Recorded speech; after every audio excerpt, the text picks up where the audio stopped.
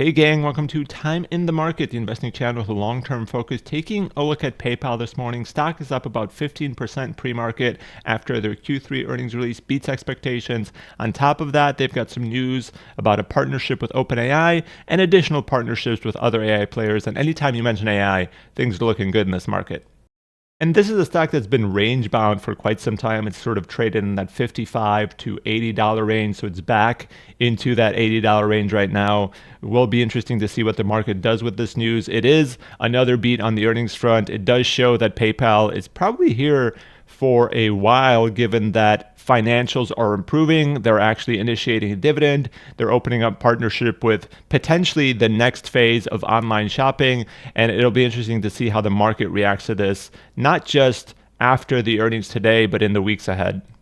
So what's this partnership with OpenAI? Well, they're teaming up to power instant checkout in 2026, agentic commerce as well in ChatGPT. So if you're using ChatGPT, you type in, hey, I want to buy a potato. Here's a listing of potatoes. PayPal will be one of the payment processing options that's out there. I've seen news that says this is the first payment processor, but I've seen them already announce deals with Shopify, with Etsy, and I think Shopify has its own payment processor, maybe through Stripe. So I don't know if that's true. Maybe PayPal will be the first one implemented, but there'll be others in the space as well. However, if you're a PayPal user and you're shopping on ChatGPT, PayPal will be there for you. If you're a PayPal merchant, you're going to have the option to add yourself to ChatGPT agentic commerce. So that's just more potential clientele out there for them, which is always a good thing. Another piece of news is that they're launching the same thing to power AI-driven shopping with other players, with Google, Wix, Symbio, Commerce, Shopware, Perplexity, etc.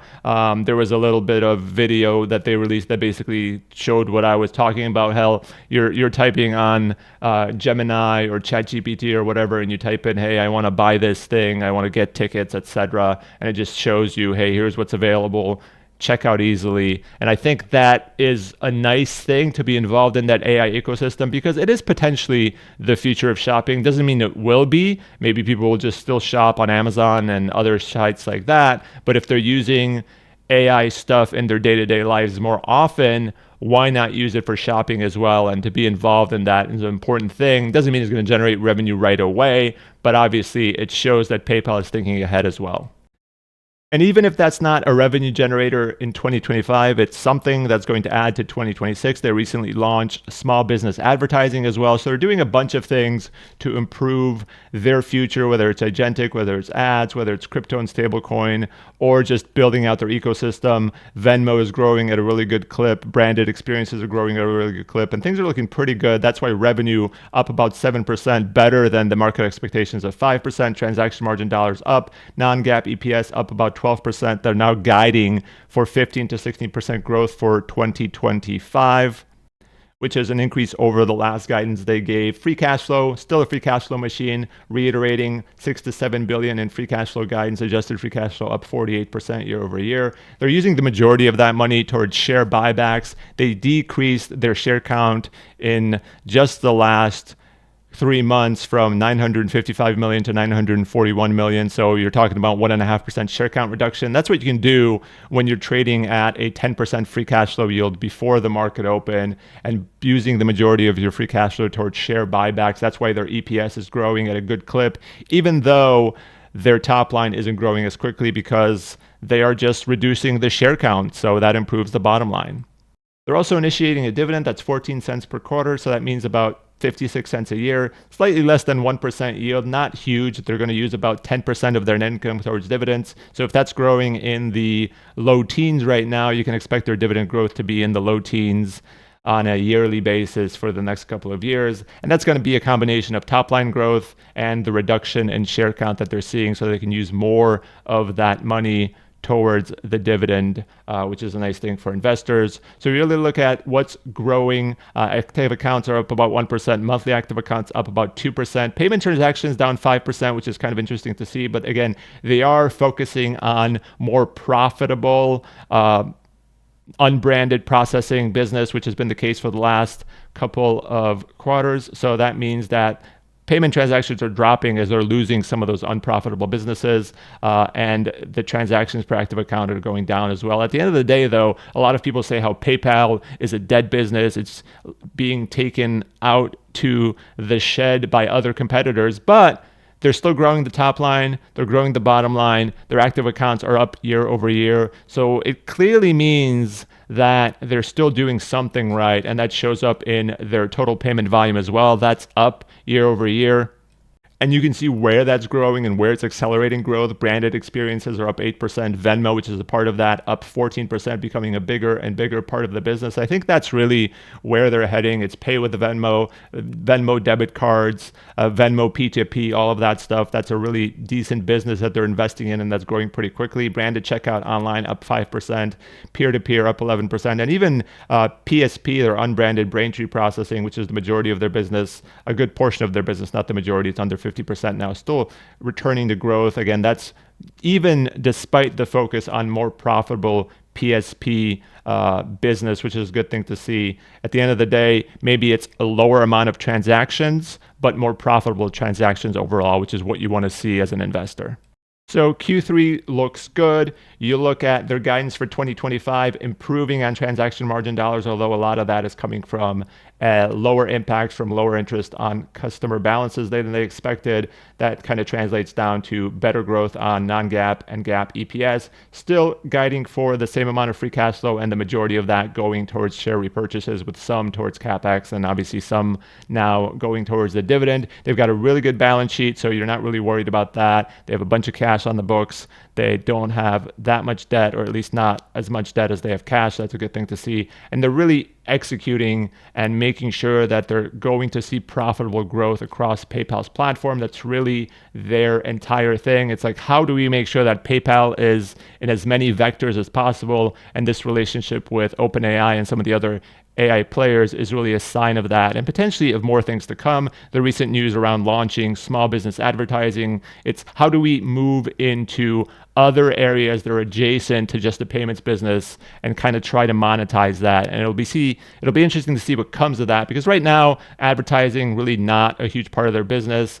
This open AI agentic commerce thing, not a part of their business, but it will be in 2026. So will that be a positive towards growth? And more importantly, how will that impact margins on the bottom line? Because if OpenAI is involved, they're probably taking a bit of a cut there as well. So it'll be interesting to see how those agreements are structured and how they actually start showing up in the earnings in the years ahead.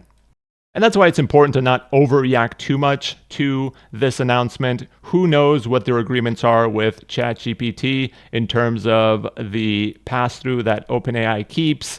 Who knows how much shopping will actually get done on those platforms in the future? It's nice to be involved, but it also means there's probably going to be other players that are going to sign deals with OpenAI and other AI players to be involved as payment processors, because they don't only want PayPal with their large customer base, but not a full customer base. They also want other players. If they're signing a deal with Shopify to be involved there, they probably have their own payment processor, and so do other players that will be on ChatGPT as well as other AI platforms. On top of that, there are other businesses that they're growing, whether it's advertising, whether it's crypto. It remains to be seen how much of a revenue generator that will be and what sort of margins those will generate in the future. So keep that in mind as you think about the earnings. Another thing I look at in terms of the earnings is transaction take rate, which unfortunately is moving in the wrong direction. If you look at the take rate, Q3 2024, 1.67% was growing for a bit. That started shrinking again, which isn't ideal. I mean, it'd be more fun if this was going up for investors, but that's something to keep in mind. If this number keeps going down, that means that they are keeping less and less of each transaction dollar that goes through the platform. And some of that is driven by product mix. Some of that is driven by foreign currency hedges and things like that. But it'll be nice to see for this to normalize and eventually keep going up again. We haven't seen that yet. Same thing on the transaction margin percent, which is moving in the wrong direction again after growing a bit. So that's a negative. I think that's offset by the top line beat and the news about ChatGPT / OpenAI, but it's something to keep in mind. I think as investors look at this more closely, that will be a negative they will point out as to why the stock might not be doing as hot as it's doing, because at the end of the day, this has been a number that's been moving down, started moving up again, and now it's creeping back down, which isn't all that exciting to see as an investor. And keep that in mind. I am an investor in PayPal. I have some long shares and also some short-term options, which as long as the stock holds above $77 today, I'll make out pretty well. So disclaimer, this video is purely for informational, educational, and entertainment purposes only. It is not investment advice. Please do your own due diligence before investing and do not treat any opinions expressed in this video as advice to follow a particular strategy. So pre-market, this was in the $66 billion range with the new share count in there. Balance sheet looks really good. I think they have something like $14 billion in cash, $12 billion in debt, and some capital leases in there. They're buying back shares by the boatload, but that's offset by a pretty significant stock-based compensation amount. I'm assuming that full year dividend of about 56 cents gives you a dividend yield of about 0.8%. If let's say it opens at $80 pre-market, let's assume that it's going to be about 0.7%. I have it growing at about 10%, but you can change that if you'd like. If you want to play around with their spreadsheet, hit file and make a copy. There will be a link to this file in the description down below. As far as growth goes, I've got 5.5% after the decent earnings this morning, down to 4% for the next couple of years, down to 3% for 28 and 29. Margins improving a little bit, 19.5% free cash flow margins up to about 20.5% by 2029. So you don't have to get a lot of growth here or margin improvement for this to be an interesting investment. I have the majority of the money going towards share buybacks, 90% of that offset by the stock-based compensation. Gets you a net buyback yield of about $26 billion. If you talk about a $75 billion market cap after open today, you're reducing your share count by quite a bit in the next couple of years. If the market still values it like this for a while, you're going to get a growing dividend and not a lot of excess free cash flow if that's what they use their money towards to. They have a balance sheet. If they want to make an acquisition, they certainly can. But at the end of the day, even after the 15% bump, this is trading at a 9% free cash flow yield. If we assume that sort of valuation within this scenario, 8% and 9% free cash flow yield split in half, so about an 8.5% free cash flow yield overall, you're talking about an expected return from today's price of about 12%. A lot of that coming from the buyback yield, not a ton of that coming from the growth or the dividend. So you look at that, you target a return of about 10%, and you get a fair value of about $85, which is kind of where I've always looked at the stock as being a solid value. Anything below that looks pretty good. Anything above that kind of gets tricky. Maybe if you're a more conservative investor, you target a 15% return, you get a fair value of $68. Let's go back to 10% though at $85. So what's good here? Top line's growing. Total payment volume is growing in pretty much every part of their business. The only negative is you've got this transaction margin percentage that is shrinking, and that's something to keep an eye on as an investor. I think that's kind of buried besides the fact that, hey, we have top line growth, we're increasing our EPS guidance for 2025, and we've got these new deals with AI players. AI is exciting, but that is a big negative to keep an eye on and what makes me worried about the stock a little bit. However, I think that's considered in some of this valuation already. If the market keeps valuing this at 8.5%, they can keep buying back shares. And the upside here, if the market starts to revalue this stock, if you look at what happened in 21, 22, when this traded in the $300 range, the market looked at this and said, hey, this is a growth company because it was growing at 20 to 18%. That's going to continue forever. Let's value this at 3%. That's not going to happen again unless that growth really spikes up with these agreements with the AI players and their ads business, or margins start improving. But if they value this even at 6%, maybe a slight bump from the valuation it's given today because they see this as a company that's not just going to die 7 years from now due to all the competition, you're still looking at a potential return in the high teens at a 5%, in the low 20s. That's kind of why PayPal is interesting to me. The downside seems relatively limited. Again, maybe it trades back down to $55 as it has because the market starts to get sour on it and doesn't believe in their growth prospects. But even then, they just keep buying back shares, issue a dividend and grow that dividend faster than I have here, and they could still be a decent compounder from today's prices, or the prices that it trades at in the weeks to come. One thing to keep in mind, though, is that this has been very range bound, right? This has been at $80 before because of some exciting news, because of some decent earnings. And what happens once it reaches $80? It comes back into the 60s, and that's kind of been the case. So keep that in mind as an investor. It can certainly run because stocks have the power to do that. It just hasn't in the last 3 years. So I'd be wary about starting a huge position right away, expecting this to become a $200 stock like it was in 2021. I think what will likely happen is we'll see a slower ascent, maybe some dips here and there. I'm probably not going to buy any more. I have a decent sized position. I'm going to probably sell my options, assuming it trades above $80 today, because they're relatively short-term options, and just keep my long-term shares because the valuation is still enticing. This is a stock buyback story with some potential for growth. As far as stock buyback stories go, this one's a pretty good one because they're still growing in the mid-single digits in 25. I have some conservative assumptions here. Maybe the margins will improve better with agentic commerce, with advertising, with crypto, etc., having a beneficial impact that offsets the reduction in transaction margin percentage, but that remains to be seen. So play around with this spreadsheet.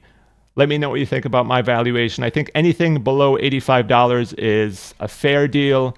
Anything in the $70 or below range is a good deal. And if the market re-rates this, this could be, pretty easily a $100 plus stock due to their most recent earnings and the potential that is to come. So what do you think? Leave a comment down below, like the video, and subscribe if you're new here. And as always, thanks for watching. Bye.